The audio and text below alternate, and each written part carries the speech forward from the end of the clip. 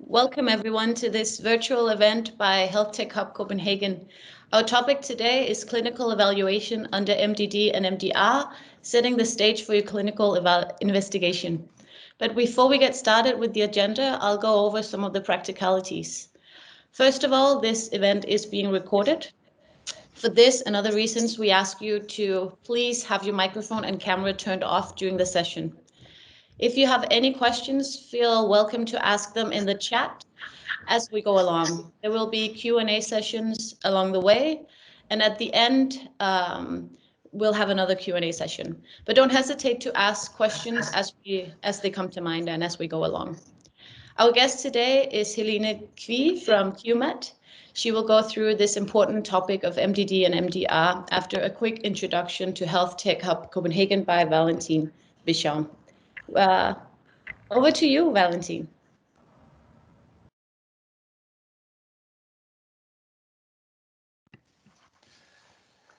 All right. Thank you, Denise, and thanks everyone for joining us today. And as one of our jolly colleagues would say, happy Friday.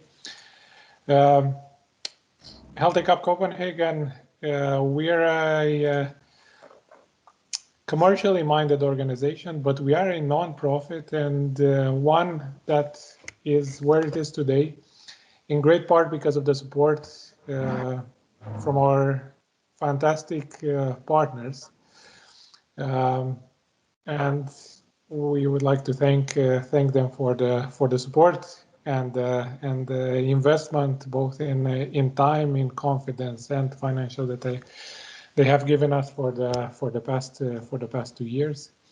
Aside from the core partners, we are also very proud to have a wide-ranging ecosystem of partners, from the well-known tech companies such as Amazon, Google, and Microsoft, to international initiatives like the Health Tech Nordic, and both public and private organizations that are looking at the world as a whole, such as the EIT Health or the Danish Ministry of Foreign Affairs through its trade councils.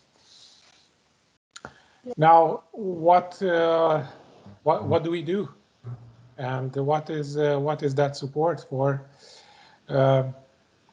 Our first goal is to accelerate, and our reason for being is to accelerate the adoption of clever health tech solutions.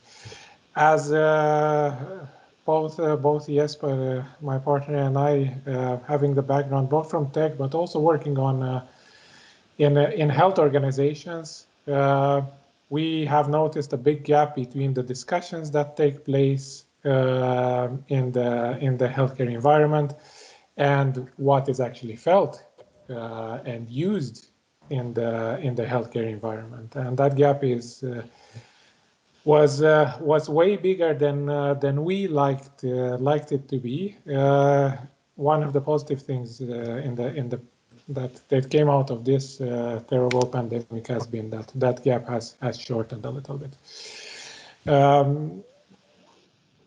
We do so with the bigger goal in mind, to help the good men and women that we work with to improve the health and well-being of 1 billion people.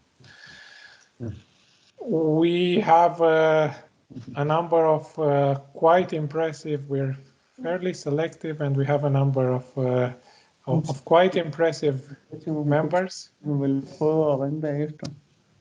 I think someone's microphone is on. 500 employee strong community we have here. This is our focus, and I'm not going to go through every bubble here because we're the least interesting part of today's meeting. But I do want to say that the overarching purpose of this is that we want to be the wave that lifts all boats. So that means helping startups, but also helping hospitals, helping the public sector, and private organizations to be able to absorb some of the innovation faster and better. Now,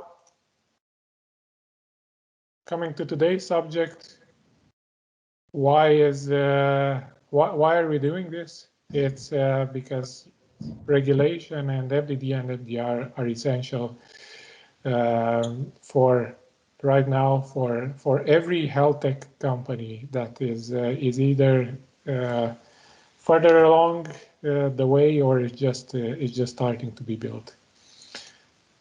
And why is it important? Well, first, it's a necessity for reimbursement, and this is already becoming or has become is close to becoming a standard. If a few years ago having a CE mark would have helped you to stand out, nowadays and in the next 1-2 years, not having some form of regulatory approval will help you stand out, but in a very negative way, and stand out of be out of the healthcare system. We see this from DIGA in Germany as well, that having a regulatory mark is a strict requirement for reimbursement. So if you think that yes, you would like your product to be reimbursed in the future, this is very important. If you think, no, I never want the healthcare system to pay for my very hard work that I'm doing, then probably MDR is not very important. Second, this is it's a mark of quality and trust that does open the world. Of course, it shows that you have evidence, etc. But if right now you go to quite a few places, which we hope you will as a startup, to Asia or Middle East, huge markets, then the CE mark is trusted as far as being the current CE mark is trusted as far as being accepted instead of a local regulatory mark. And the third point is that it's an early investment to maximize future benefits, and that early planning and harmonizing your clinical evidence gathering towards what now will be the MDR can make this a much easier process, and that's why we're having this workshop today as well. And as a startup, you may think, well, sure, but that takes time. It takes a little bit of money, but it definitely takes a lot of time for me to start thinking of this early, because I already have so many things to do, and you do. So you may think, can I afford to start thinking about it so early? And our position and our advice is that you can't afford not to start thinking about it early enough. With that said, we're happy to have everyone here, and we're just talking earlier that hopefully there will be a second part of the series. And I would like to pass the stage to the incredibly knowledgeable and experienced Helene. Thank you very much. Thank you, Valentin. And welcome to everyone for this seminar or workshop. I will just try and take over the screen, if at all possible.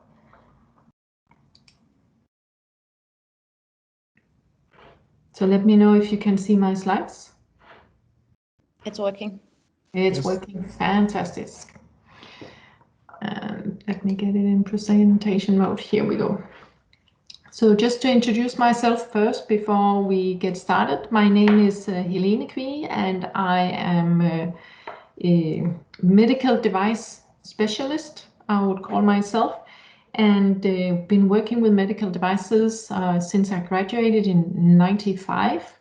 So it's from way back in the historic days when the directive, the old legislation that we have covering the development of medical devices, was actually just introduced, and I started working for Qmed down here south of Copenhagen, where there were no procedures, no clinical departments. We didn't have anything called clinical evaluations. So I've been involved in seeing this process about clinical evaluation actually become growing from something like 3 or 5 pages with 3 publications to now really seriously regulatory documents that are impossible to write on your own. So I have a long history, background within this process, and I actually enjoyed quite a lot to write clinical evaluation and guide companies in writing this, because I think it's so vital in the understanding of your product and what it takes from a regulatory perspective, and especially within clinical investigations. If you're going to test your device under a clinical trial, what is actually required? It will be in the clinical evaluation where you do the analysis work and thereby find out what is actually needed. So I hope I can bring this forward to you today. What is the process? We have some short workshops along the way. We will try it out. It was actually going to be breakout sessions, but as we are quite a lot on this in this workshop, we will just pause up 1 or 2 minutes, and I will give you time to answer a couple of questions related to your specific product, and then we will answer questions and move on.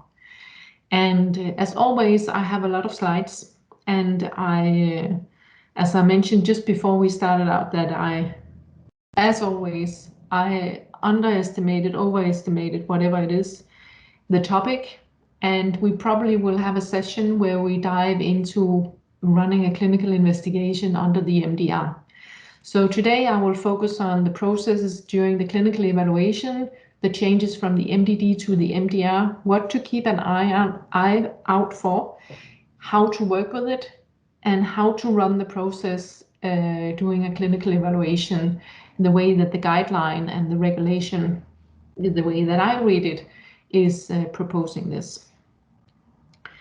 So let's continue. So the agenda for today is that I will walk you through the process creating a clinical evaluation. And I will try as much as possible, because I know that there is a lot of software developers, software which falls under the definition of becoming a medical device. So I will include parts of the MDCG 2020-1, and we will come back to what MDCG actually is. We will have specific cases, as I mentioned, that we will work on how to establish safety and performance objective for your device, how to work with claims and benefits, how to conduct a benefit risk analysis, and also how and when to use equivalent data from the MDD versus the MDR. So the MDD, when I say that, that is the old legislation, the Medical Device Directive. The MDR is the Medical Device Regulation that comes into force now finally here May 26, 2021. It was published in 2017, and we have had this transition period until now to implement the new rules. Then we will jump over in a second case, or another case, where we will look at the differences between FDA predicate device and EU MDR equivalent products and how to use this for market access. And last but not least, how to conduct a clinical investigation. And this is where I have abbreviated quite a lot, because we already now have a lot of topics to include. And this will be included more in detail in the second session. But I will wrap it up and then talk about the ISO 14155 briefly, and also again relate this to the MDCG guideline 2020-1, which is about devices or software as a device. For practical reasons, we asked everyone to mute under this presentation. Of course, if you have questions, please put that in the chat, as Denise mentioned. Denise and Josephine will keep an eye out on the chat, and then, because I can't see it when I'm in presentation mode, they will interrupt me and then ask questions along the way if there are many questions. And otherwise, I will make a break midway. We also make room for questions during the breakout sessions. So, or these smaller workshops where you will work on your own on a specific question.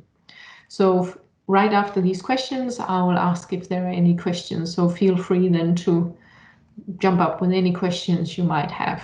And it can be everything related to this topic or other things. I'll be happy to address this. And then at the end, we will have 15 minutes to wrap up and also questions. I have around 52 slides, so we have enough to talk about. And if there is anything that you would like me to address specifically, also put it in the chat, and I will look into this during the small breaks that we have. So I hope this is okay, and then we will continue with the content here. When you're conducting a clinical evaluation, there is a lot of good guidance and regulation to support the process.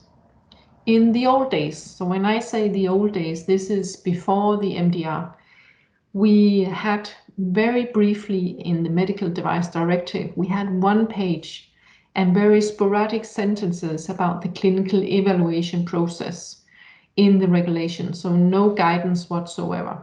It was a very general law text, about 66 pages, and originally the Medical Device Directive was meant as a free trade legislation. And this is also reflected in the law. It's very broad, and it has been supported by different organizations, I would say, and also the European Commission have published on a regular basis different guidelines.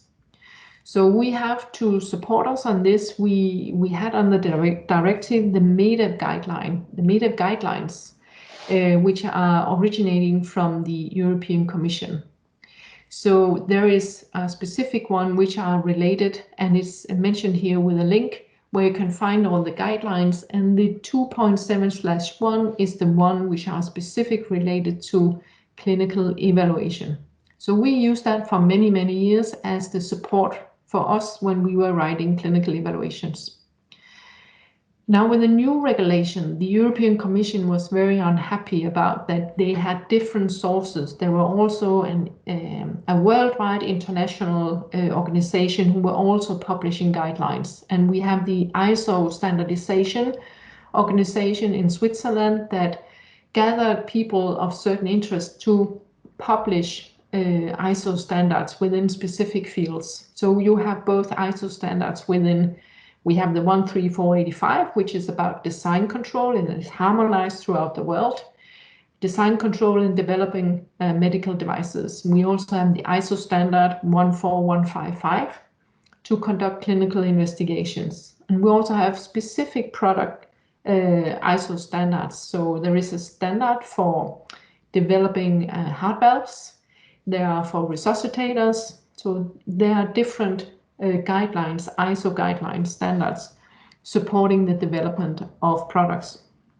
But the European Commission wasn't really happy about that a private company, not really controlled by the European Commission, were the ones setting the stage for how the regulation was going to be interpreted. So when they published the MDR, so the medical device regulation in 2017, and you can see it here on the slide, they actually adapted or implemented almost directly the Qmed guideline into the law text. They want to be the primarily source of guidance for us to write clinical evaluations, to conduct clinical studies, and how to conduct all the different kinds of steps that you need to develop devices. So first source for you to actually, when you want to learn about clinical evaluation, is to go to the regulation. Then they also, in the regulation, they have put in what they call the Medical Device Coordination Group. So that is the MDCG. It is the member states in Europe that assign 2 people from each country into specific groups where they are producing guidelines that supports the regulation. And these are being published on the European Commission homepage. So you can search for this MDCD guidelines, and they are excellent guidelines on, this is where we find the guidelines for software, clinical evaluation on softwares, clinical studies, the The sufficient clinical evidence for legacy devices is a very important guideline for us, where manufacturers might have had CE mark products on the market. The guidance on clinical evaluation using the Equivalence Principle. So keep an eye on these MDCG guidelines. And there are also a new one about clinical evaluation, a checklist for the European Commission and also manufacturers to see what the notified bodies are looking for when they are writing a clinical, or they have to review a clinical evaluation. There are other guidelines, the Emdrf Guidelines, which are international guidelines. They're for software especially, they're excellent. They're actually better than the MDCG guideline, the diagrams, and the way that they see the whole picture and describes this is really good. And then I want to also refer you to the regulation for in vitro diagnostic equipment, which now have its own regulation separate from the devices. We call it the IVDR instead of the MDR. And in here, the clinical evaluation is called performance evaluation. And the process is the same. The words are a little different. So if you're following this workshop, it will be, you can basically follow the same process and still then achieve for an in vitro diagnostic equipment to write a clinical evaluation. So if we move to the medical device regulation, where we, as I mentioned, this is where key information can be found. So just briefly, in the chapter 6, articles 61 to 82, this is where clinical evaluation and clinical evaluation investigation is described. And there are specific annexes, the 14 and 15, which addresses that specific area that we are talking about today. So for now, it's the clinical evaluation, so Annex 14. And it step by step walks us through what it is that they require in a shorter manner than the MDD guideline, which is where the original text is and is now implemented in a little shorter version in the MDR. So the MDD 2.7/1 revision 4 from 2016, this is the Bible when you are writing clinical evaluations. And it has a lot of good, it sets up these different stages and it relates them to the development processes. So when to do what, which parts of the clinical evaluation. And it also includes very specific sections on methods. For instance, for how to write up a literature search protocol. There is also an annex on how to do appraisal of literature. And all these different things that are described in the MDD guideline are expected by the notified bodies to be found in a clinical evaluation. And this is for all classes of products. So no devices are exempted from conducting a clinical evaluation. For sure, a clinical evaluation for a class 3 product. Let's take the artificial heart that they are testing now at the Rigshospitalet in Copenhagen. I can imagine that the clinical evaluation for that product is about 250 pages. It's a humongous document. And if we go down to a class 1 product, maybe a patch, a simple product, the clinical evaluation might be 10, 20 pages. So the volume is different, of course, because the material that you are using as input to your evaluation is different, but the process is the same. I did a training here some weeks ago, and there was a manufacturer who were developing, or he was a consultant actually, to manufacturers of a class 1 product.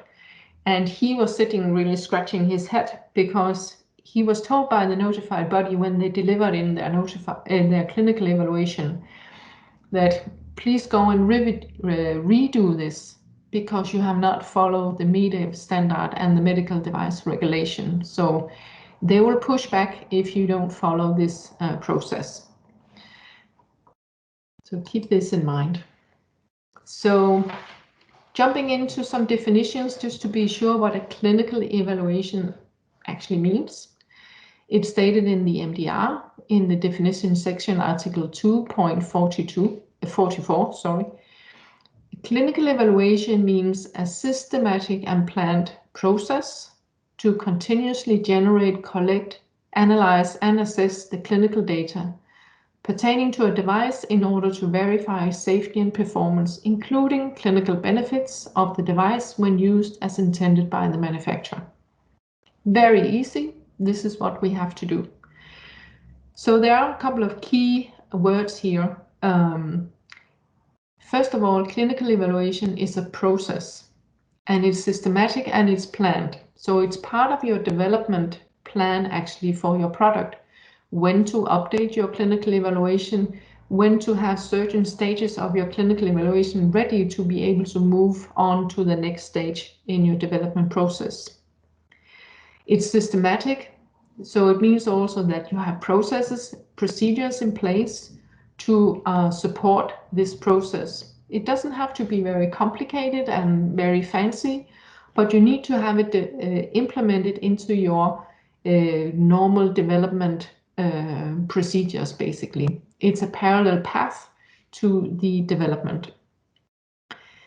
And it's a process to continuously generate, collect, analyze, and assess the clinical data.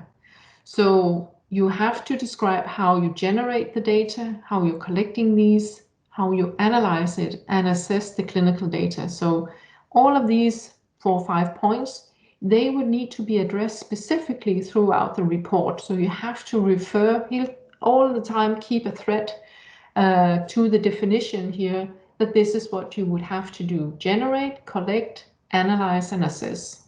And I can tell one of the points that have been really, really weak in previous years when I have been looking at clinical evaluations is actually the analysis of the data. And I'll show that through the workshops here, what I think, or the way that I hear from the notified body needs to be done, is that you forget actually to relate the clinical data to the safety and performance requirements that you are stating for your product. So this is the second step here, safety and performance. In Europe, the General Safety and Performance Requirement Checklist, which is a key document in the development of a medical device, and it's Annex 1, if I remember correctly, in the medical device regulation, states all the different requirements for your product. Safety and performance that needs to be covered by clinical data would normally, as a minimum, be what we call General Safety and Performance Requirement Checklist. It's called GSPR checklist during daily talking. And safety and performance is related to the GSPR number 1 and 8. And there are a long list of, I think, 60, 70 different requirements that you have to fulfill. You have to be aware if you're making software or active medical devices, or you're mixing it with animal tissue or something, other really interesting things, you might have other GSPR numbers where you would use your clinical evaluation to generate, collect, analyze, and assess if you have clinical data enough to state safety and performance. So this is the first loop that you need to be aware about. Then it states including clinical benefits of the device when used according to the intended use. So clinical benefits is this, a benefit is something that you as a manufacturer state for your product is a benefit to the user, so the patient or the person that is using your product, or third parties. We also call them sometimes claims. So it's everything that you write on your homepage, your labels, your instructions for use. My product is easy to use and it's the cheapest in the world within this field. So you will have to prove through your clinical evaluation using clinical data, if these are clinical claims, and easy is a clinical claim, that you are able to prove that. It needs to be measurable. So you need to prove by numbers, by data, that this is proven, basically. And then, very importantly, it is within the intended use by the manufacturer. So we go through an exercise where we will work a little bit with the intended use, what it actually means, and what the difference is, indication and intended use, and how that kind of set the stage for your product throughout the development and the use on the market. So when to conduct a clinical evaluation? The clinical evaluation is conducted throughout the life cycle of a medical device. It's an ongoing process. I recommend to write up the first clinical evaluation draft report very early stage. Normally, or sometimes, I experience that first a strategy document. If you have an idea, you will create a strategy document. Part of the strategy document where you are relating to the regulatory landscape and also the clinical landscape is more or less the first part of a clinical evaluation. So part of that work will be able to use that for your clinical evaluation, the first draft. So during the development of a medical device, you will use the clinical evaluation to identify data that you will need to generate for market access. And that's why it links back to your TSPR checklist, your general requirement, which is specific for your product, and that you will also very early stage would need to draft. What is required and what data would I need actually to develop or generate to be able to show safety and performance. The clinical evaluation is a technical document. Technical document or documentation is what we previously called technical file or design dossier. So it's part of that technical documentation. That's what it's called under the MDR, and it's required for initial CE marking. And it is a living document. As I say, it's an ongoing process. So even after CE mark, depending on your risk classification of the device, you would have to go back and actively update your clinical evaluation. So can you imagine a manufacturer who has maybe 100 different class 3 products? So every year, class 3 products, CERs or clinical evaluation, will need to be updated actively. And you will have to provide new data that shows safety and performance for your product. This is an exercise that will require quite a lot of resources and data to be generated and literature searches to be done to be able to provide the data required for your notified body to still ongoing see that your product is safe and performs on the market. So this is important, I think, and I see it's missing in a lot of companies that they actually put the resources aside to be able to run this process actively, which is required by the regulation. So the clinical evaluation for the development of a medical device. This is a process where you, through writing the clinical evaluation, will define the clinical safety and clinical performance of the device. And we have that as an exercise shortly. It's very important, and it has been a very softly defined area, which is now strengthened with the MDR. And also the way of thinking to narrow down what is it actually you state among your product, how does it perform in a measurable way, and what is the safety criteria, again, in a measurable manner. So that's the first thing during development. You set the stage for how should it perform and how is the safety level. Then you identify equivalent devices, and an equivalent device back during the MDD times, equivalent devices were more or less similar devices where you could there are 3 different parameters you need to consider: technical, biological, and clinical parameters. And you could take different devices and put the puzzles together and then compare one device with another. And then by comparing these 2 devices, even though they were not the same, you could use their clinical data relating to your safety and performance and say, because this is safe and has been produced or used at the market, then it shows that my product is also safe and performs.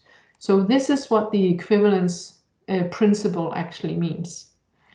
And in the clinical evaluation, you define or identify if there is such a device on the market. And there are certain things around the use of equivalent devices that has changed dramatically under the MDR. It's not really that the law that is so much different, except for a few points, but the understanding behind has really changed. And we will go through that later, what it actually means.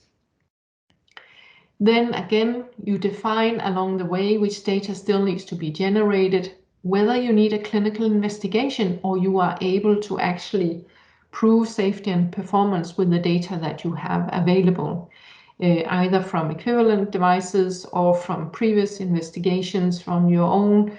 There are also opportunity now under the MDR to do what's called a performance-based clinical evaluation, where you do not have any clinical claims, but you have technical claims, and these are different.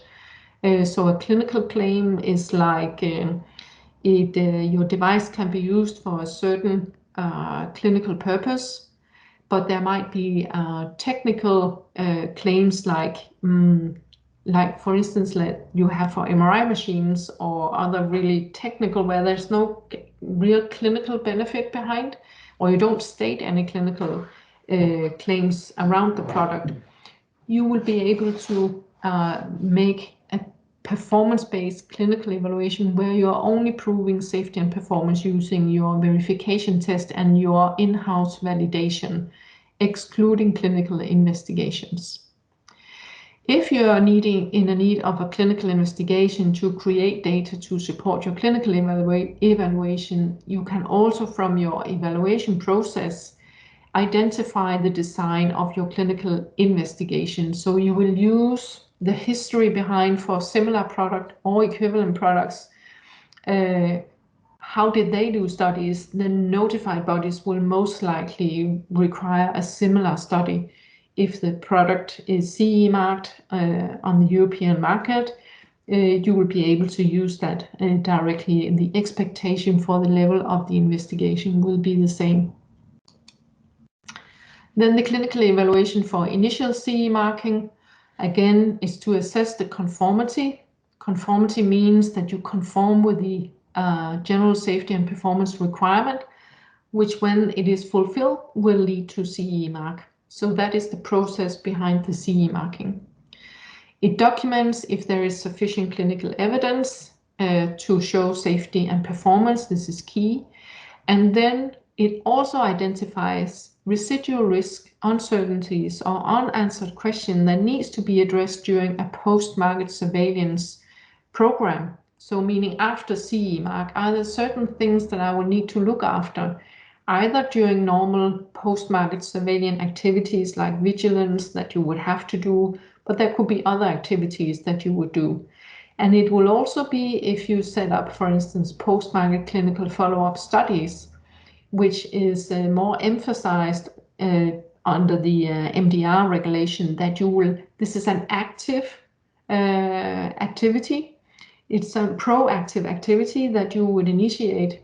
And it could be, for instance, that you, during your clinical evaluation process, you might even have done a clinical study and then have a CE mark on your product. There would be almost always, the residual risk that you do not know when you release your product in the market. Your product will be used in all different kinds of ways, of course within the intended use, but the population of the patients will be much broader. And there might be residual risk that you have maybe not really uncovered, or you might have seen small signs of it, but it was not serious enough to follow up. This you will do a PMCF study for, to evaluate this in a broader population. And this will be more and more normally required by the notified body, that you have these proactive activities, clinical investigations, ongoing to follow up on the use of the product on the market. So if we look at the principle within following the definition of a clinical evaluation, it is to, again, make sure that you conform with the relevant GSPR, you evaluate the side effects, and you evaluate the benefit-risk ratio, and this we will come back to later. So the clinical data provides, the input is clinical data, and you will have to show that you have sufficient clinical evidence according to the medical device regulation. And that includes the data that you plan on having from your PMS, post-market surveillance, or your PMCF, post-market clinical follow-up program. But in the medical device regulation, the MDR, it is not really specifically defined what sufficient clinical or clinical data and sufficient evidence really means. It is not a box where you can say, well, this is what is actually meant. And this is because devices are really so very different. And you are the one that knows the product best and also would know where are the critical points and use that, set the stage with the safety and performance objectives. So how are you going to measure performance and safety? Even though it's based on the history of similar products that are used or equivalent products, it is still you who set the level for what the safety and performance, how it's defined. But if we really try and look into the regulation, the clinical evidence, if we look into MDR, it says that it means the clinical data and the clinical evaluation results that are related to device of sufficient amount and quality to allow for qualified assessment whether the device achieves its intended clinical benefits and safety when used as intended by the manufacturer. And this is not something new. This has also been stated in the Emdrf Guideline 271 revision 4 from 2016. So we had this for 5 years. But it's really being emphasized now by the MDR that you will need to show that you have sufficient amount and quality of data. And again, what does this really mean? We have tried to, actually from the input of a notified body, TÜV Süd, they came up with, during a presentation, how they would look at data and then finding out if this is sufficient amount and sufficient quality. And if we go from one side to the other and actually backwards, sufficient quality, basically what the notified body will look after is that the study is conducted according to the ISO 14155. And the ISO 14155, that is the GCP, Good Clinical Practice for medical devices, how to conduct studies. So if you are following these guidelines, which are applicable for your product and the stage that you are at with your development of the product, then that is kind of a guarantee for that you have data of sufficient quality. But sufficient amount, what would that actually mean to you?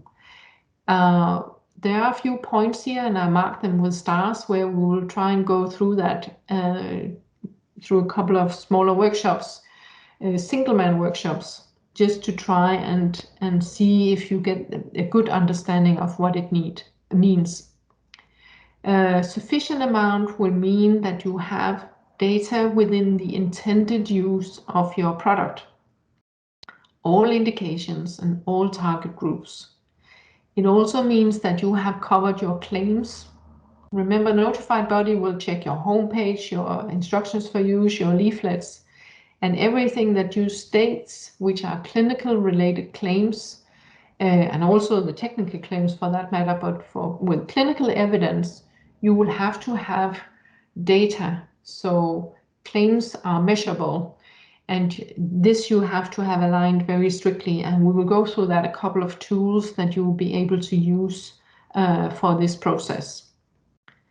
Safety and performance objectives, I mentioned that already. This is very important to have that defined for your product, and basically not to get lost.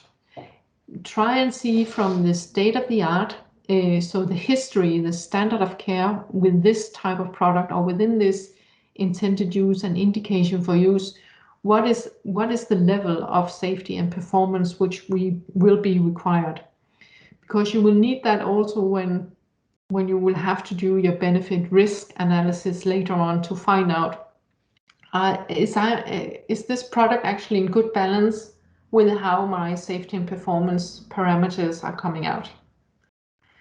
Also look into contraindications. If you have a lot of contraindication, it shows that it might be a difficult product or very narrow product, and it will mean some raised eyebrows at the notified body. So this needs to be in a good balance.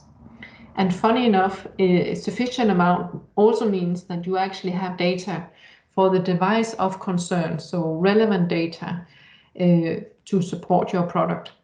Equivalent device data, and then you need to have enough. You need to have statistical evidence and power behind your data. The SOTA stands for actually state-of-the-art, state-of-the-art description, which covers, as I mentioned before, a description of how the product is, or how the indication is treated today. It can be a pharmaceutical ingredient that is used as treatment for this disease, and now you are offering a device solution. Then your state-of-the-art section describes that. And then last but not least, you also describes then the time frame. The data needs to cover the time frame of the use of your product. For instance, for hip implants, you will have to show that you have data throughout the lifetime of a hip implant, which is quite difficult actually, because you will need to follow your patients. They have hips, the same hip for about 10, 15 years, I think it is now. So you have to follow the patients closely. Normally these studies I will follow up I think it's every third year or every fifth year long term. But you have to have a program available showing this on an ongoing basis to the notified body, that you keep an eye on the use of these products within the time frame that you promise on the label that it can be used and in the instructions for use. So the topics that are here mentioned with small red asterisks are topics that we will go through now in short, it's called workshops. So first, let's just look at the intended use.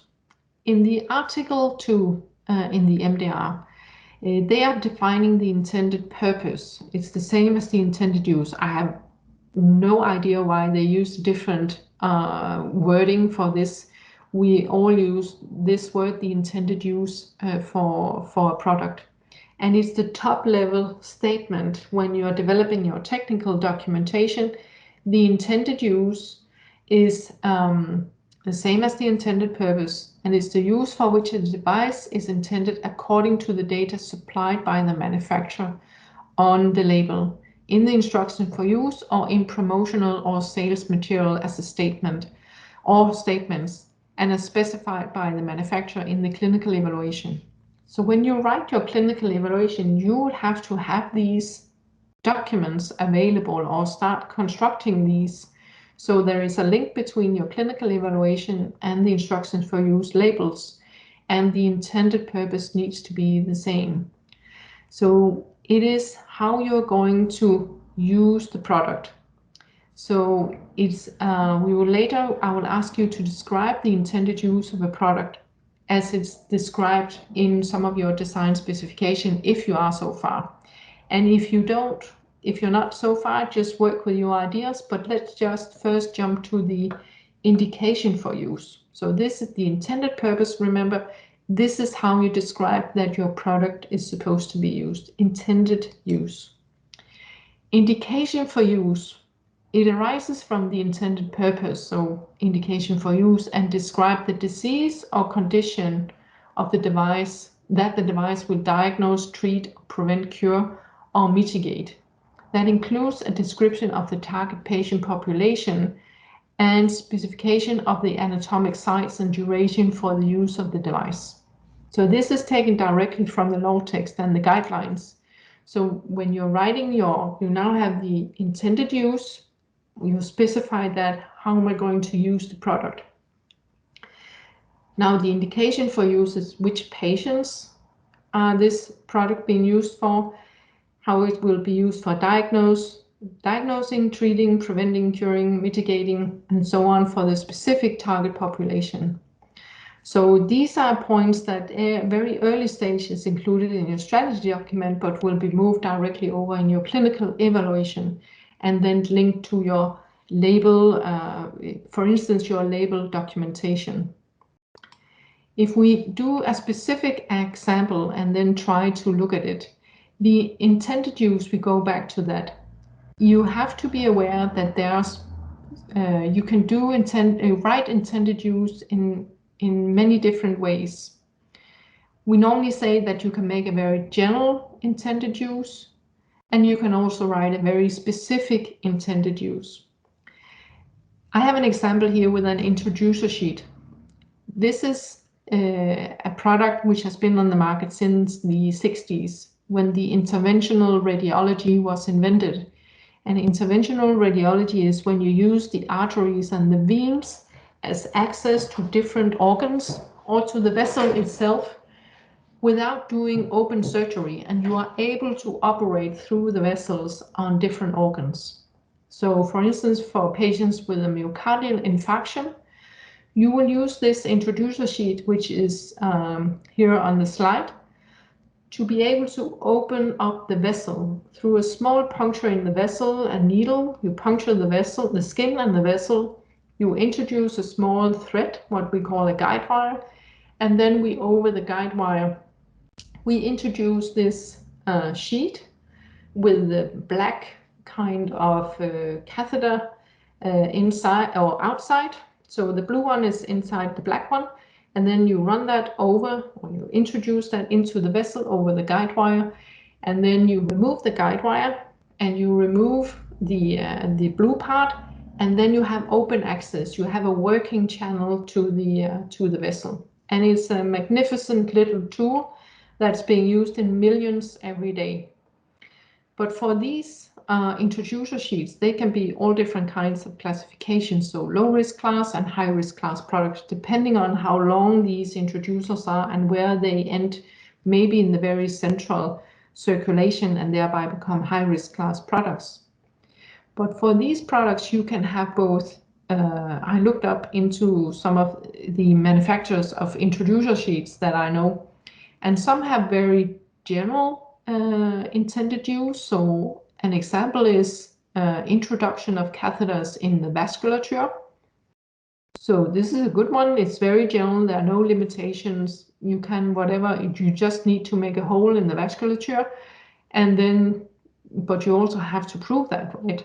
That it can be used for a wide variety of different tools that can be introduced through this introducer sheet. And then you can make a very specific intended use.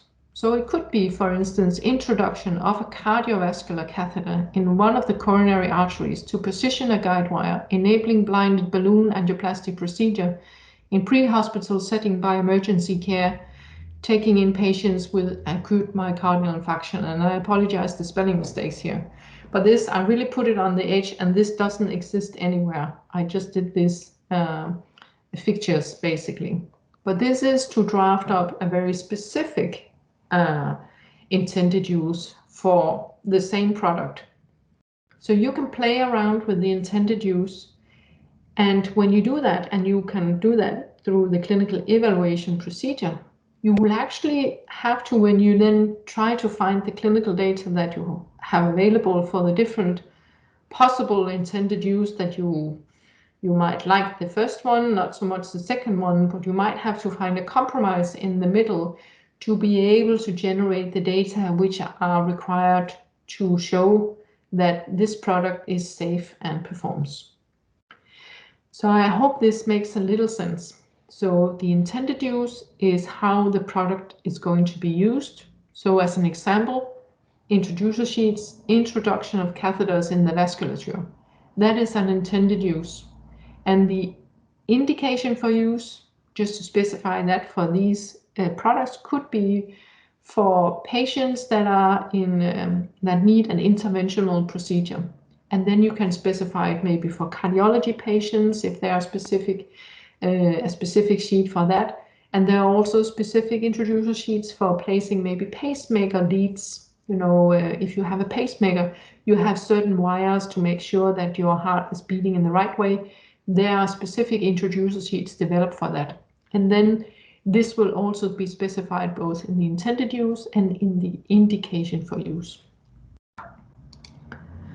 So just to try now to have 2 minutes, we will make a short break. I will take time, and then I will give you 2 minutes to try and think about a general and a specific intended use, but try and specify first for your idea, if you have one, or if you can think about an idea, intended use and indication for use. And then I hope this works. Let's see. Give you 2 minutes.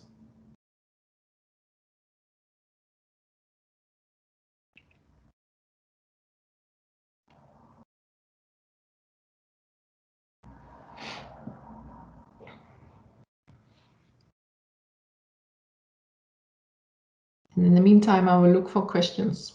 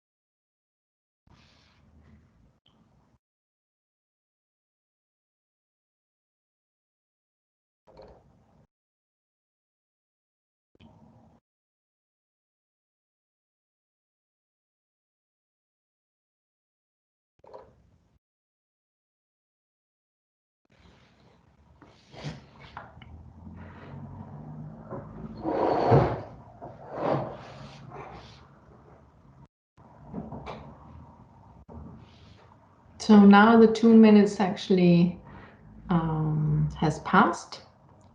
Are there any questions? Did it make any sense going through this as a thought process?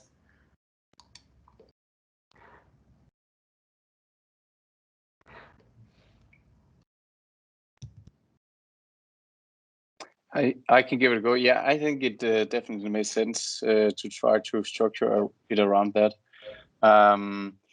I actually missed just one of the slides in between, but yeah, whether I captured it is another thing. But yeah, no, I think it's very helpful to sort of break it down, because we have had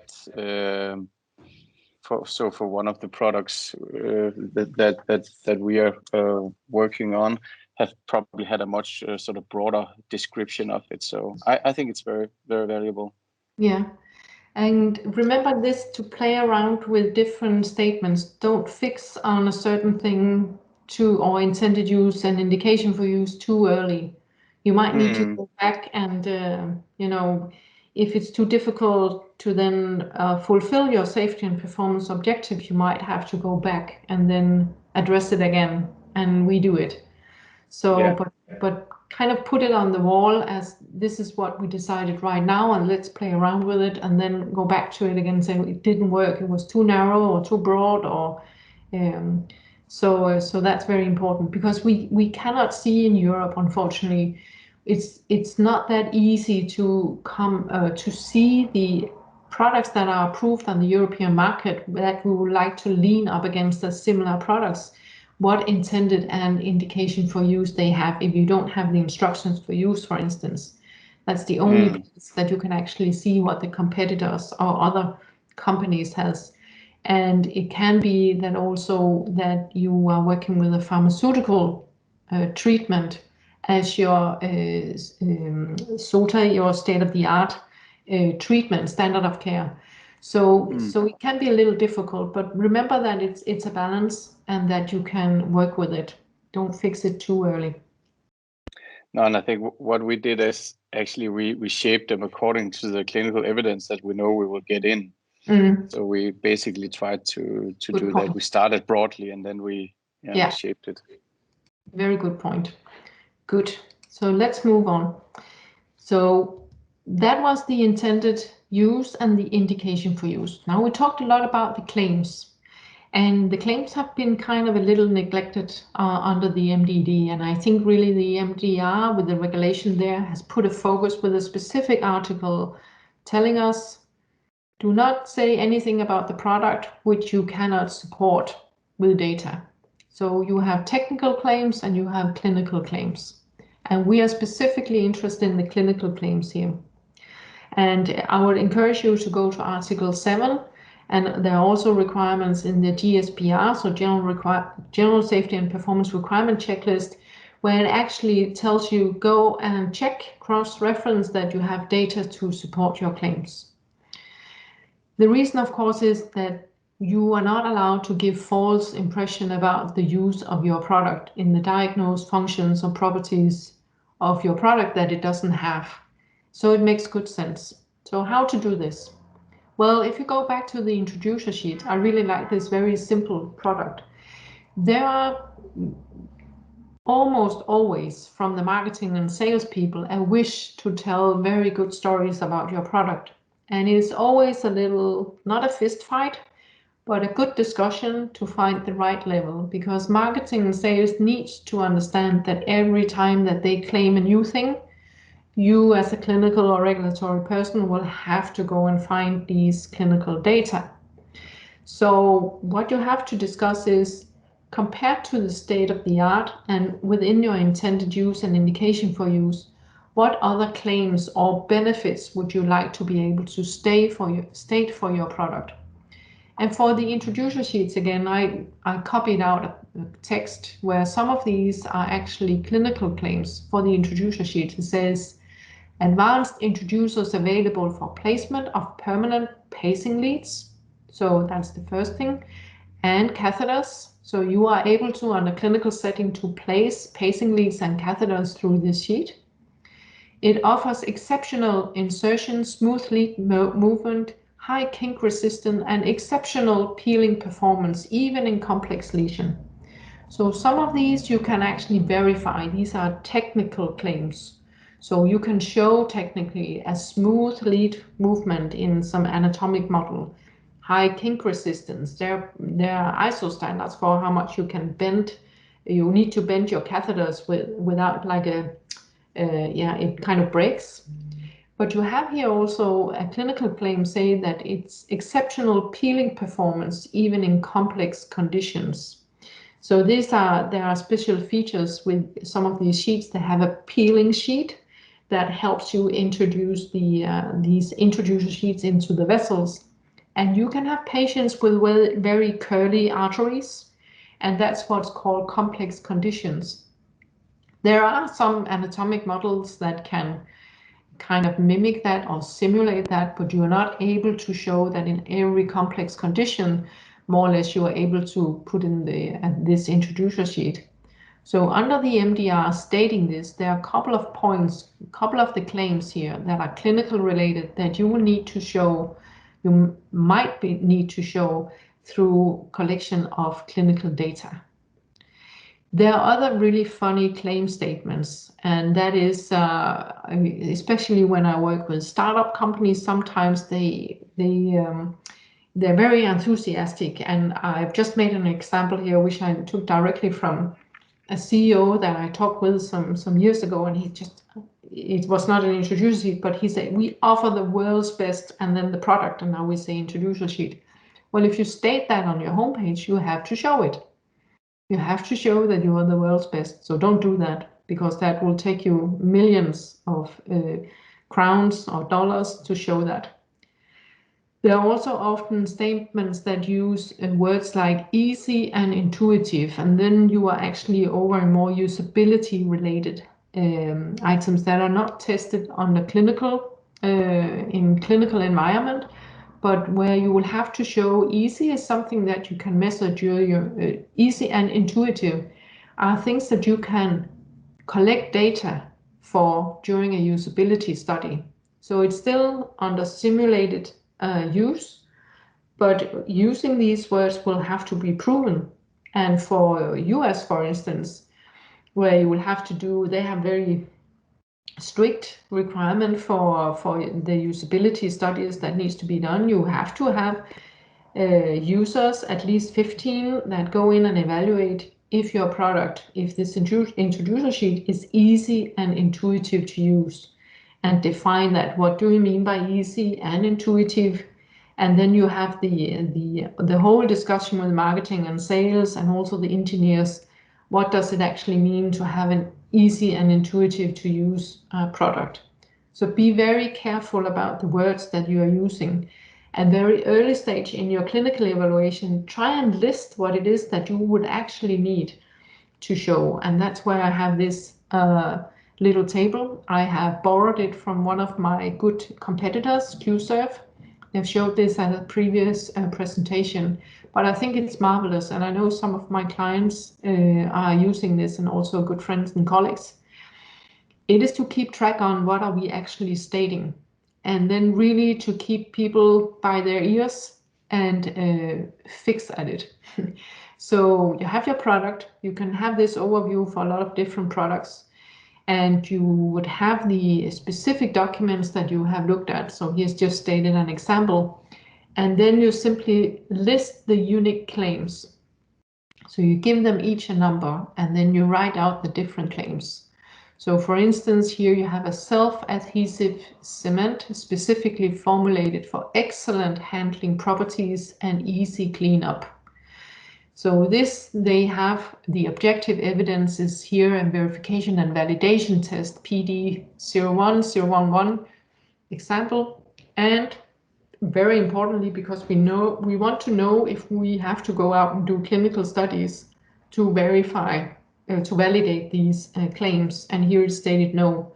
So you go through all your different documents, your instructions for use. You also can look in what other competitors have done that do similar products.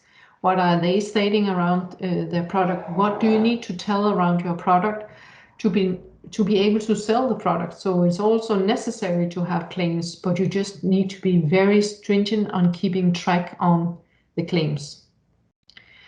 The claims are also what we call benefits, and that's another reason why we need to keep track on the claims. It is because the claims, meaning benefits, are required for your later stage benefit risk assessment, which are mentioned, I think, 40 times in the medical device regulation. The benefit risk assessment is very important because there will always be a risk when you do your risk assessment. There will be benefits to the patients that outweigh the risk that you have addressed through your hazard traceability matrix. And this again is part of the clinical evaluation process. So both we have the intended use, now the indication for use. The claims are part, they're listed in your clinical evaluation report. And now you do the analysis. Remember, benefits/claims needs to be measurable. So you can go through, sit in the team, try and address what is it that you would like to state around your product, or what is it that you will have to fulfill. What type of benefits do you have? And then be very clear in the references that you have for this. Is it from the literature? Are the reference from clinical data or usability data? Where are you going to find these data? So maybe use this as an analysis tool and then go back to your overall table to find out, do I need to really go out and show this under a clinical trial? If you anyhow have to do a clinical study, then this will be the last validation of your claims. And you can early stage do this maybe in a usability on, you have data from the literature. But again, make it measurable. Remember to put data on so you know what level you actually have to achieve to show that you have a true benefit, a true claim for your product.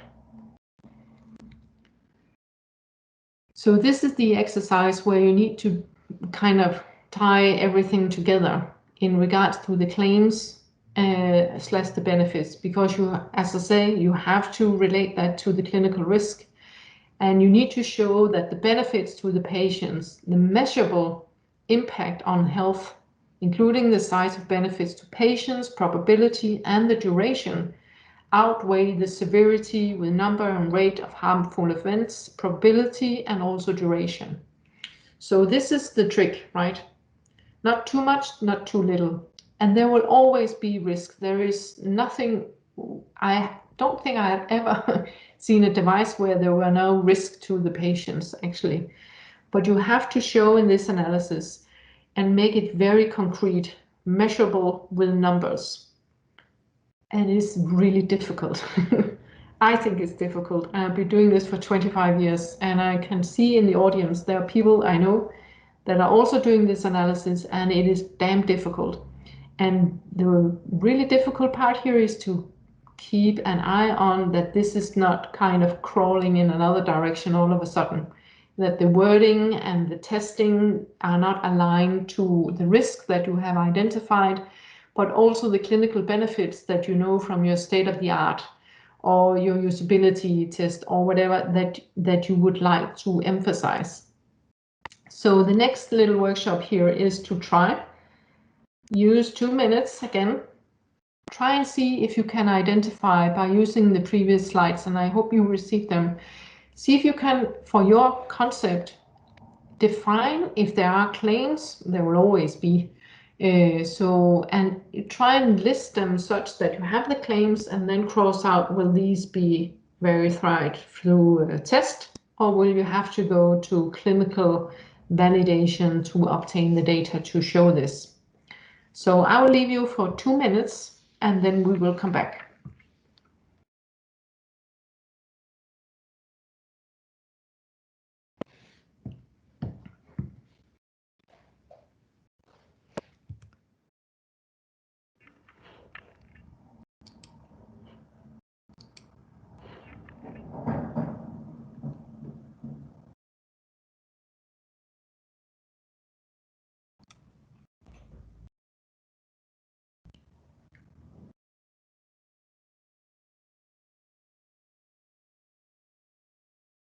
And I do see a couple of questions, so don't worry. I have seen here from Morten, and there are also another up here.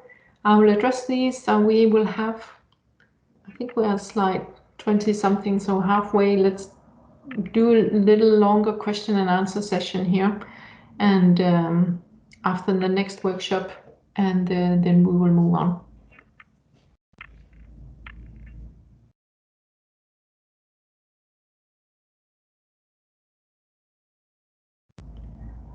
Denise, someone is asking for the slides. Have they been sent out?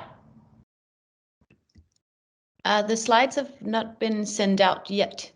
Okay. We will record this session, and then you will get the presentation as a whole.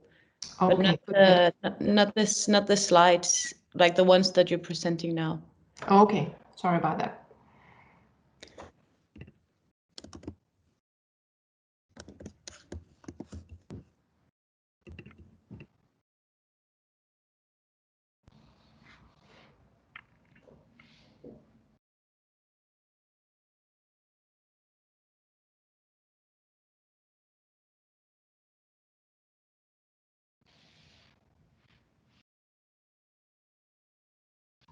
Good. Then let's start again. Any questions in this regard to claim? Regarding claims?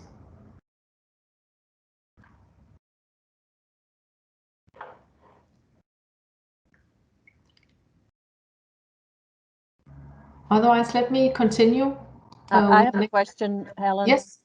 It's Valerie Scott here. Hi, Valerie. Hi. I missed a few slides, but I think you said that if you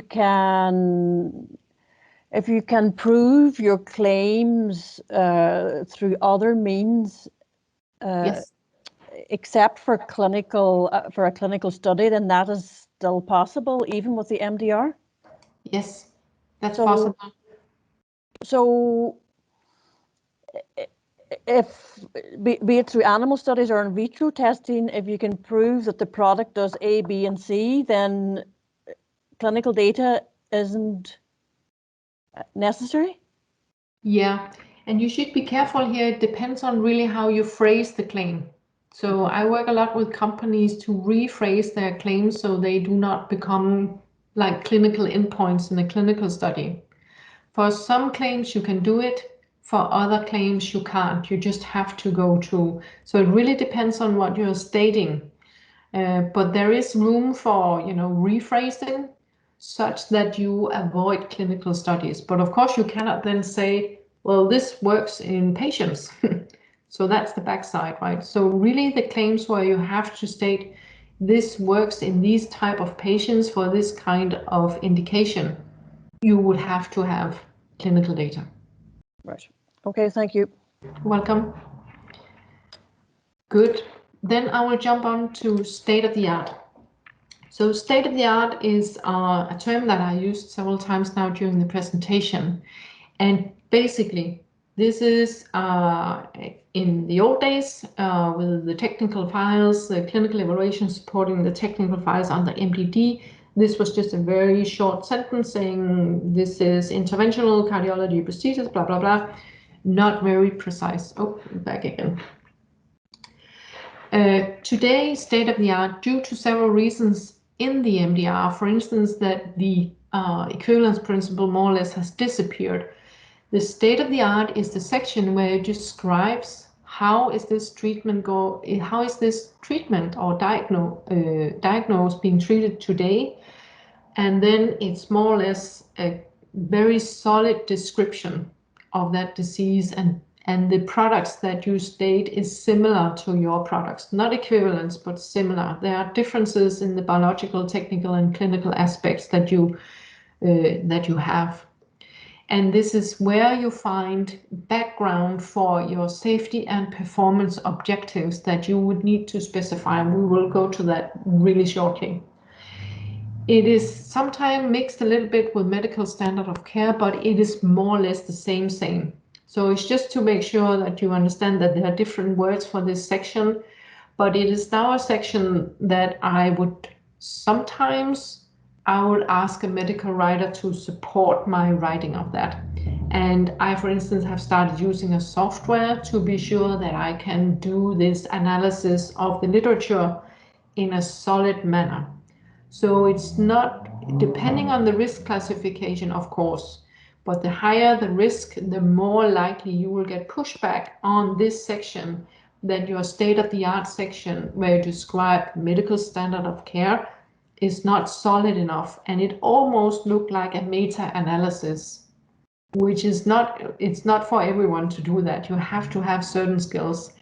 I don't have it. I have a colleague of mine who is super expert in that.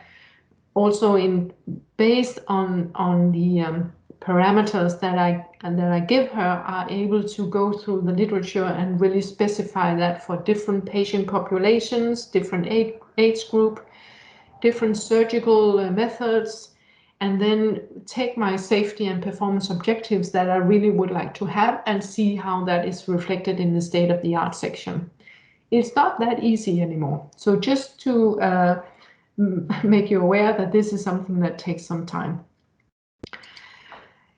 So next breakout session, try and think about for your product, your safety and performance objective. You know your product best. You know how the other products that are used out there, or it can be a medicinal treatment.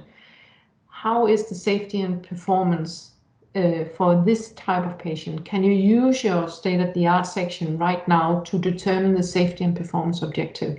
And I have stated here an example of what I mean, and I saw one of the questions are related to that. I know for introducer sheets, if we start at the bottom, a performance objective for an introducer sheet is that you can successfully place a catheter with 98% of the times you are able to do that without any problems. So that is a performance objective. This is what you would have to show that, and in your state-of-the-art section, it's called, sorry, that the other introducer sheets have the same level of success. So you might actually be lower if the similar products are 98% and you are 90%, but you have some other benefits to the use of your product, then that will be fine. But you will have to have the link between your state-of-the-art segment and where you would like your objective. What is your goal actually to achieve? And the same with the safety. It relates be very specific, because otherwise you will broaden out all different kinds of different safety parameters. What is it that you would like to measure your product on? And for introducer sheet, I know that hematomas are a big thing. So it's blue marks after you put in this sheet, you can have a bleeding. And normally very good interventionalists, you hardly can see when they have been working through the arteries on the patients. But sometimes they dissect the vessel, or they puncture the vessel, or they get a big hematoma. Sometimes it needs a blood transfusion, or the patient needs to stay extra days in bed with a sandsack, what you call sandbag, sandsack, that good mixture of English and Danish, a bag with sand on the wound to be able to stop the bleeding. And you can have actually some patients, very few, they die from this. So I know hematomas of a certain size, I did not specify that here, happens in approximately 2.53% of the patients within this intended use and the indication for use that I have defined upfront. And this I would take from my state-of-the-art section, the standard of care. These are measurable objectives. So what I need to actually achieve with my clinical evaluation is to show safety and performance within these objectives for my product. So now 2 minutes exercise, try and see if you can define safety and performance objective for your product. And let me know if you get into trouble.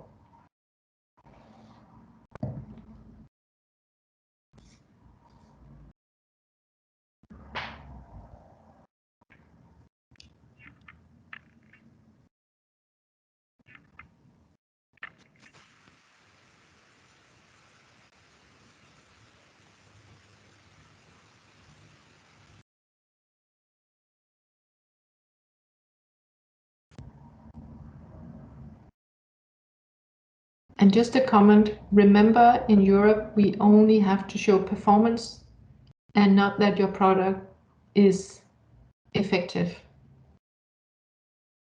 That's a very important distinct difference, I can't say any other word, to US requirements. So only performance. Sorry, Helen, can you just clarify that distinction between performance and Yes. efficacy? Performance is, for instance, with the introducer sheet, is that you can place your sheath, or you can place a catheter through the sheet. You can have other performance objective. If you should show efficiency, then it would be to compare it with another sheet, that you were able to maybe treat a certain percent better or the same percent as another sheet, cardiology conditions.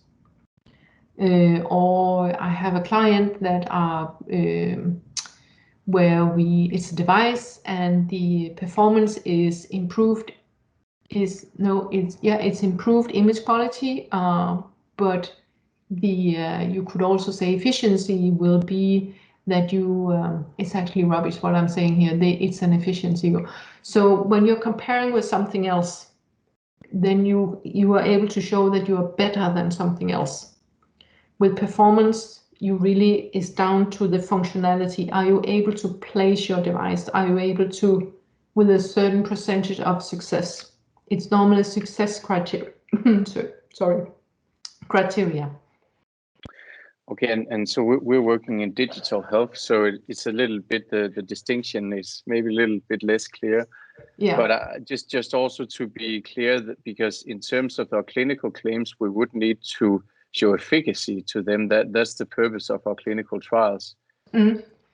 So I misunderstood you.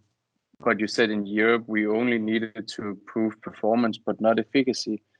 Exactly. That would, you can show efficacy if you want. If you want to use that as a claim, it's not illegal, but you don't have to. So I think that's if that clarifies it. Oh, it does. Thanks. Okay, so I could claim something solely based on performance, and then I would still be a medical device without having any claims regarding to clinical efficacy. Okay. Yeah, but you are able to set the bar higher and claim efficacy. So I know if you have the money and the resources, I know some manufacturers, they go high and they go straight out and do a randomized clinical study where they could actually do with just a performance study. And then they, you know, if from a market access perspective, when you have to sell that to the hospitals, they're in front of all the other ones that didn't do it. So if you have the money and the power to do it, you should do it. Right. But normally that's not the case. Good. Then let's run on. I'm simply running out of time. I end this spot every time. I'm halfway through the slides and we have half an hour left if I look correctly. Yes. So let's rush on. So now we are looking through the different stages of the clinical evaluation. As I mentioned previously, the MDR 2.7.1/4, 2016, you have 5 different stages of the clinical evaluation. You are scoping out what you want to do. You have a plan. Remember, in the MDR, plans and reports are key to the European Commission. They want to see that you have a plan and you execute on. If you change your plan, go back and change your documentation. Very important. The notified body will ask you to do that. So the scope and planning, get that in place, identify what data you can actually look for, and pull that in. Try to appraise it, or not try, you have to appraise it. So you have a process whereby you weight the different data, then you analyze. This is the weak point, as I mentioned before. Very few people actually analyze the specific data that you pull down from the literature and relate that to the general safety and performance requirements. So that's important. You will be asked to do that by the notified body if they're good enough. And then write up your clinical evaluation report with your plans for your PMCF activities. So this is the cycle that is described in the Emdrf guideline. This is also reflected in the medical device regulation. So more or less, I would say more or less no changes there. Same process. Also, when we look at medical device softwares, the words are a little different. You have to conduct a clinical evaluation for software's medical device. There are also softwares related to an in vitro diagnostic. There is just called performance evaluation, as we mentioned before. Process, the same, planning, pull down your data. Here there are some specific terms stating technical performance, analytical performance for IVD, valid clinical association or scientific validity, and then clinical performance. And I will come back to that next slide. Then you appraise, you analyze, and you document that in your report. That's the clinical evaluation for software. So no difference. Software is no longer easier than a normal medical device, as we called it in the old days. Same process. You have to go through the same things. The specific terms, the valid clinical association, if we stay at the medical device section, is that you have to establish if there is a sound scientific principle underlying the use of the software. So again, it's state of the art. It's just relating to the software. And you have to provide you have to have the information to provide for the establishment of valid clinical association for this software. So it relates to the clinical condition or physiological state that you are actually addressing with this software. The technical performance is a demonstration that the medical device software has an ability to accurately, reliable, and precisely generate that intended output. And you can, and now I can't see my own slides, the valid or the clinical performance can serve as an input to the valid clinical association from a clinical perspective for the specific intended purpose. And this is what is a little special about medical device software, is that you have this circular process that you need data to be able to build your software, and then you collect these, you build up your algorithm, you go back and collect some more data, you train your algorithm, and then back again and make sure you refine your software. But this is all linked to your clinical evaluation, and that you have track of these new iterations of your software and the link to the clinical condition and physiological state throughout the process. But the same thought process throughout the entire work. So let's jump back to the scoping and the planning of the clinical evaluation. One of the things actually to consider here is, again, we talked about it before, the equivalence principle. So equivalence means that you can take another manufacturer's or your own a product that you produce on your own and say that clinically, technical, and biological, these two products are equivalent. It means that they are, I haven't brought these slides because I already brought too many slides, but they really have to be the same. There are a few points within the technical equivalence where the regulation now states that they can be similar to some extent. But for instance, biological equivalence, you have to show that you actually have the same level of extractable and leachables, which is super difficult for comparison of two different devices. So what they did with the equivalence principle under the MDR is more or less to align that this principle is more or less only used when you can claim equivalence to your own product. You will have to have access for high-risk class products to the technical documentation. For lower risk class products, they allow that you can obtain that through reverse engineering, meaning that you are testing your product up against something else through your verification test. It doesn't mean that you cannot use data from other manufacturers to include these data in the state-of-the-art section, but they are then called non-equivalent or similar product. So this is very important, and it's a big difference from what is actually applicable on the US market. And this is why, unfortunately, due to the MDR, a lot of startup companies are moving their first priority to US, and we will have to wait here in Europe for actually these new innovative solutions due to the hurdle that you cannot really claim for startup companies. You don't have on any other products to compare with. You only have similar products on the market, and thereby you cannot use the clinical data, for instance, from that other product to support your safety and performance of the device. So therefore, a lot of manufacturers will be pushed into conducting a clinical investigation to obtain CE mark. If we look at the pendant on the US side, there the equivalent product is called, did I say that? Equivalent products are called predicate devices. So predicate devices, if we look into that, the FDA say legally marketed devices to which equivalence is drawn to is known as the predicate device. So these are products that are on the market, and it's actually very broad.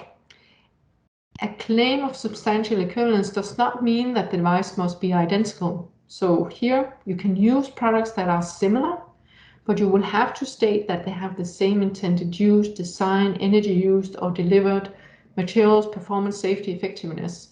And then you can actually claim substantial equivalence, even though that it's only these parameters that are more or less similar to each other. So it can be products that have been legally marketed. It actually means that some of these products can be pulled off the market, and they are still in the US FDA database with their product clearance. You can use these data within the same intended use. That's the process that I do. I go into the 510K database. I look for the intended use from competitor or products that I know are similar. Then I look up the intended use. I more or less, if possible, I copy that. Then in the approval letters, I test the different tests that they have done. Are we able to do these tests? Is it actually applicable?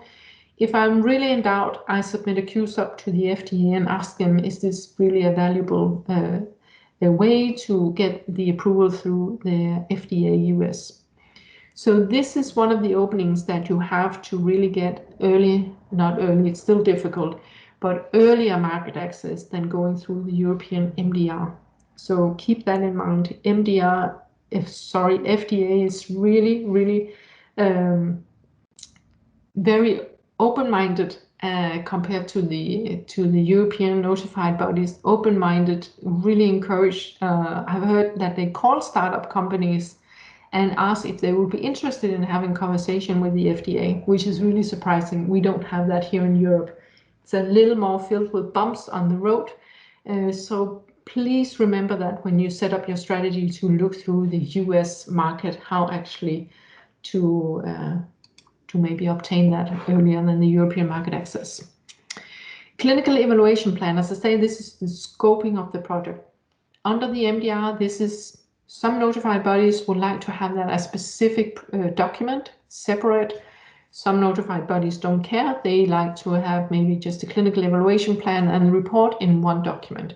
But in the MDR, there are specifications on what actually needs to be in the clinical evaluation plan. So you need to define your intended purpose, intended use, clinical benefits/claims, the methods for determining safety and performance, determine risk and side effects, acceptability of risk and side effects according to state of the art. So here the link back to the history. The risk benefit is something that influence that balance. Have to have a clinical development plan. That's a new thing with the MDR. Contraindications should be stated, indication, target groups, and then references to the GSPR that is applicable for your product. So you have to have that kind of created in parallel that you're actually writing your clinical evaluation. So this is a specific document. You can take this specifically comes from the MDR and then set up your clinical evaluation plan. So the most important questions for most manufacturers is, do I have to do a clinical study to actually market my product in Europe? And there are in the MDR now specifically addressed that class 3 devices and implantable devices, a clinical investigation is expected. In the MDD, it was a little more vaguely defined, and I have been able to get a class 3 coronary stent approved on the literature, which it's not possible today. You have other areas where it might not be relevant. It's again when you can claim equivalence, so you have a product where you can have the technical documentation available for another product and state that you are technical, biological, and clinical equivalent to the other product. In US, what we call the predicate. It's also when you can say that to other manufacturers, so something that you don't have access to yourself. There's something called legacy devices. These are products that are already on the market. They're CE marked under the MDD. There are some exceptions to these products. And there is a very important MDCD guideline, and I forgot the number now, but look up on the homepage. If you already had a product on the market for a long time, you would be able, there are some exemptions, and if you can use the same kind of guidance, you might be able to rationalize, and especially if it's within what we call well-established technologies, which are also defined in this MDCD guideline, then you will be able to kind of lower the bar for the need of clinical data. There are other methods that you can use. It's not only clinical studies. And there are a specific list of devices which are actually exempted. So just to address again, the clinical investigation is more or less would always be required. There are the exemption also with performance-based clinical evaluation where you don't have any clinical claims, only technical claims. I don't think that there are so many products that can be run by not having any clinical claims, but I do see a lot of clients and manufacturers that are trying to do performance-based evaluation to avoid doing a clinical study. And when you do that, you use your bench testing and preclinical data to be able to navigate out of not having to do a clinical investigation. So important for some and for others, really you have to do a clinical investigation. In the clinical evaluation plan, the clinical development plan is part of that. As I mentioned, I didn't mention that, but you have to have that. It's a description of the clinical studies that you are setting up to be able to fulfill your safety and performance objective and your claims. And this can be set up in it's very product specific, and I would really encourage to look into the ISO 14155. In the back side, there is a lot of good annexes, and one of them is an overview verifying table, and I have it here as the last slide today. You can really go in and read about the different investigations that can be set up at different stages during the development process. And in the clinical development plan, this is where you list them. And remember again, if you change your mind and change the plan, remember to go back and change the document. Then we go to identification of data. So data can be helped or generated and held by the manufacturer, can be all pre-market clinical investigations. So remember when you have conducted your clinical evaluation plan and also your clinical evaluation report, you find that there is a gap to show your safety and performance objective, or that your claims, you have additional claims or risk that will trigger that you do a clinical study. These data goes back into your clinical evaluation report, and at a certain point you have kind of outlined the gaps with the data that you're collecting. So it's a circular process. It also includes all clinical data from risk management and your PMS activity. Again, here with a new product or a startup company, you don't have any other data from your PMS activities. You will use your state-of-the-art section that defines similar products, and you use the FDA database, go into the MODE database and the TPLC database, and then look up the events that have actually been filed for these products, and you will use that in your risk evaluation and also maybe in your claims table. What can we state for our product? So it's not only your own product, it's also for similar and equivalent products. Relevant preclinical data, so bench test reports, verification and validation. Biocompatibility is very important. So I always have a table inside the clinical evaluation plan with all the different documents that I'm linking to throughout that very lengthy process that it is to write a clinical evaluation.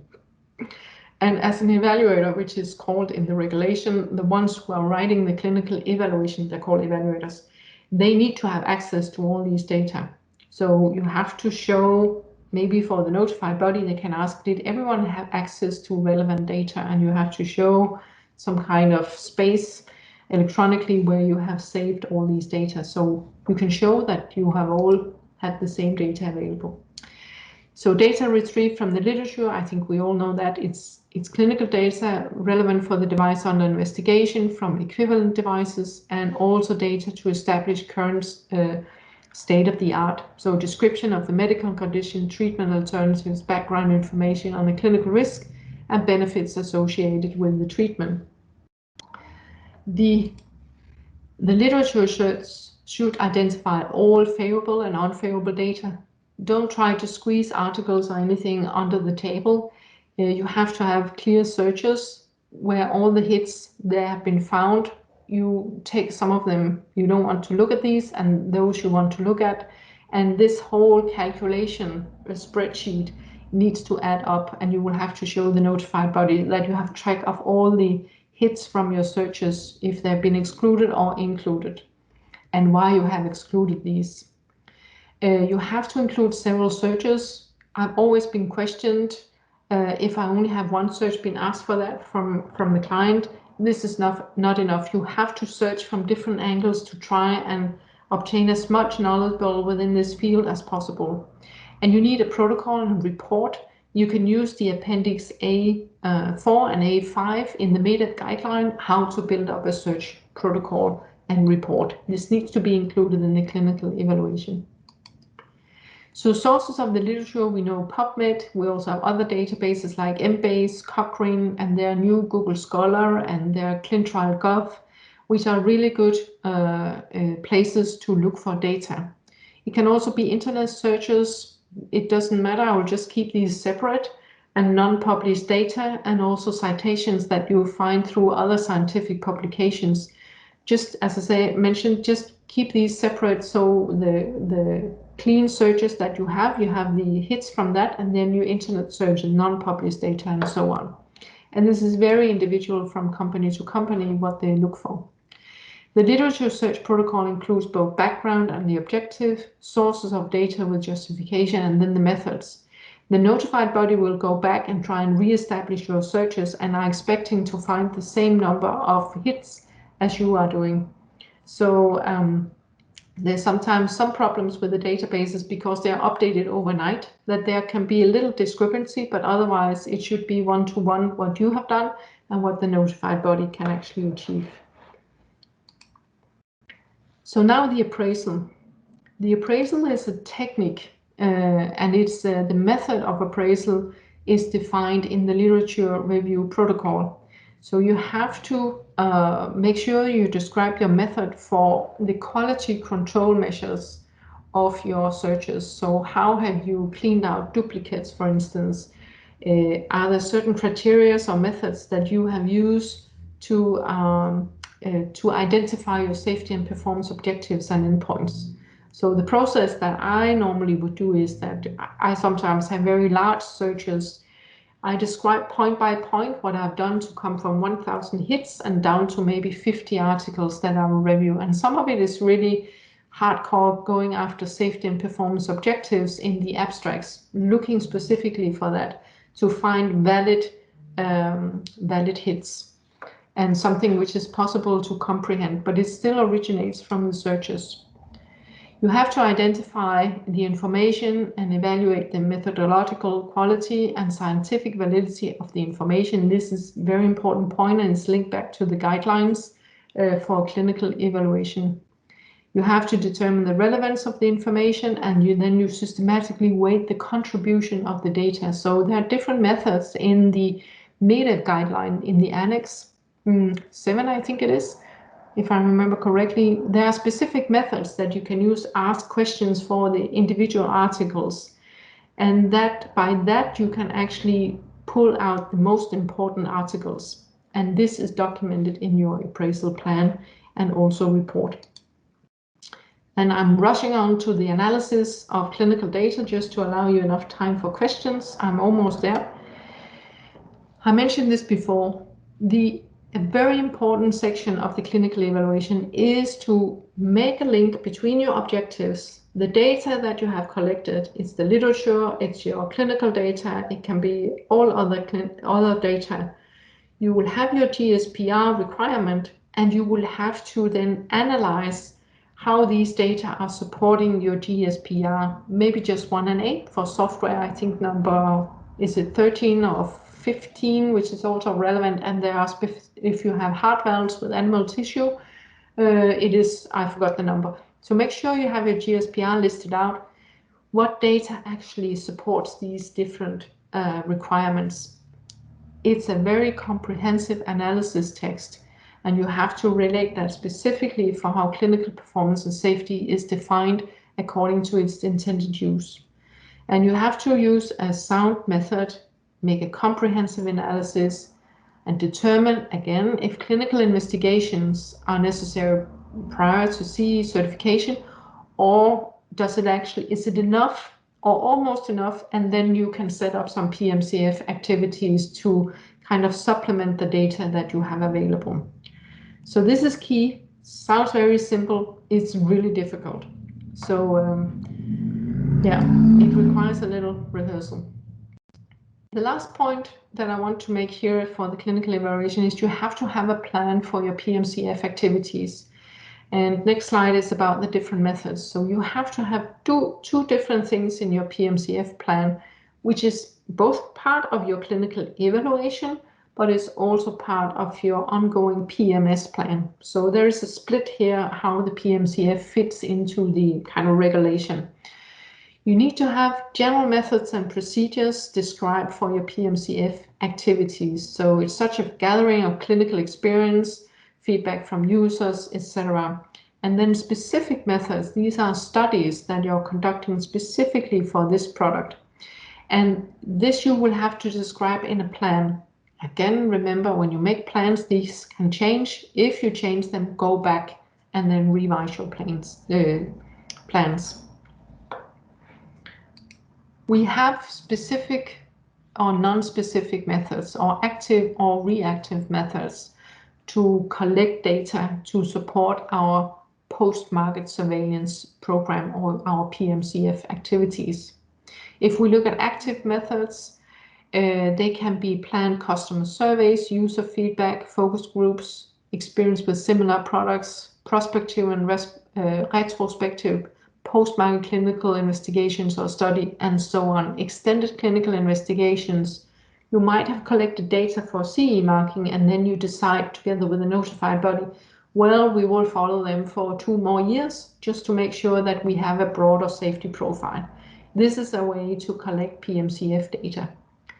There are other activities that are considered as reactive methods. It can be customer complaints. service records, again, user feedbacks, and investigator-initiated studies. The reason why they are there is because you do not have the responsibility as a manufacturer for these studies. They are academic studies. Literature reviews are also reactive methods. And these two sets of activities kind of needs to be combined and be described in your clinical evaluation process of how do you think it's best for you to follow your product when it's on the market. And it's individual, right? The last bit, all of these activities, that is mentioned here, is collected in a report. And now the report under the MDR can be a separate document from the clinical evaluation plan, the CEP. We have the CDP, which is the clinical development plan. We have the PMCF plan and report. I'm sorry about all these abbreviations, but they are there. And the CER, which is the whole thing. It's a wrap-up of all these activities. It's the documentation of the clinical evaluation and its output. It's an integral part of the technical documentation, meaning in the technical file or the design dossier. That's what it was called back then. And you need to be able to read and understand it independently, the notified bodies and the authorities. So no references to a lot of other documents. You can reference it, but the text needs to be in the report. And that's why it becomes a huge document normally. Normally around 100 pages. That's really normal. And then you actively update them with post-market surveillance data. We mentioned that a couple of times. Both for similar products, you collect data from the TPLC and MODE database, but also your own product when it is introduced to the market. Make sure that you show the authorities and the notified bodies that you are aware about what happens with your product out there and take appropriate action. Last slide, I want to end up. This is actually, I promised to tell about clinical investigations, but the time is too short, the topic is too broad. If I'm invited, I will come back and tell about studies and these different kinds of investigations. Now you have all the different boxes that you need to be aware about and have discussed and decided upon. You might change your mind, but you need to have that in place before you can do a clinical study. Otherwise, you will go out and spend a lot of money on studies which might be, there's a risk that is unnecessary, too narrow or too broad. And you have to have that link in the documentation all the way from your intended use, indication for use, the claims, your objective for safety and performance, your GSPR, similar equivalent products, your state-of-the-art section, the whole clinical evaluation. The output is what clinical investigation would I need to do. So with that as the final slide, 7 minutes left, I will open up for questions. I apologize, I'm a little late. Any questions?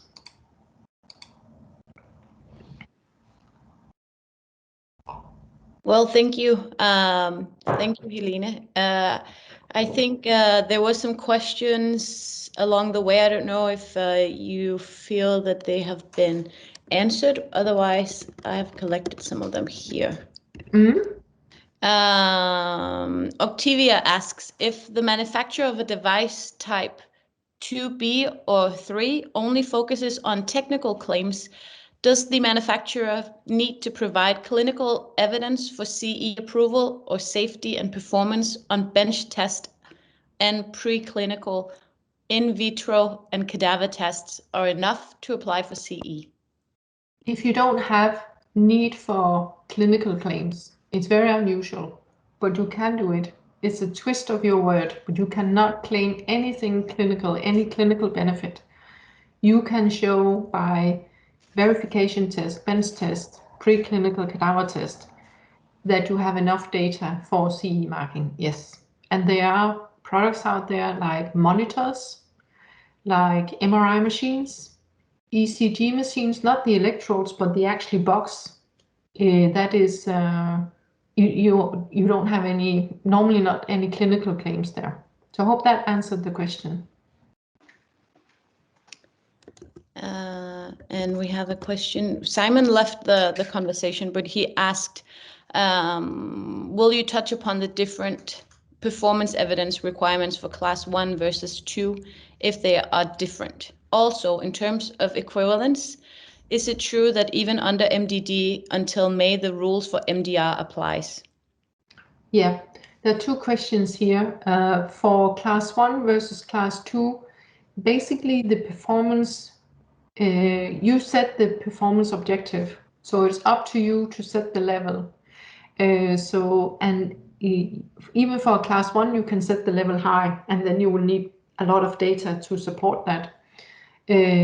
So that's, I think, the answer there. And for the equivalence, under MDD until May, the rules for MDR applies. For a class 1 product, if you are able to actually